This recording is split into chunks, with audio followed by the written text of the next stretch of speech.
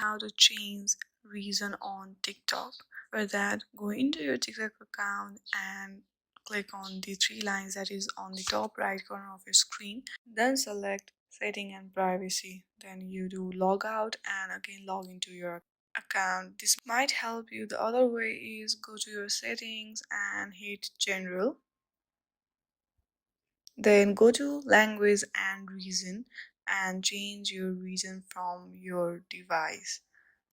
Your TikTok account looks to your device region as well, so changing to your device region might be helpful to change TikTok region.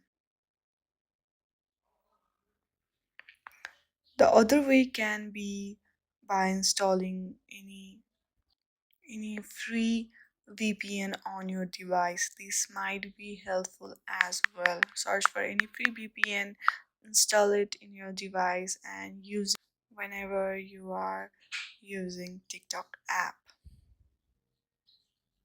There are many free VPNs available in App Store. You can use any one. Thank you for watching this video.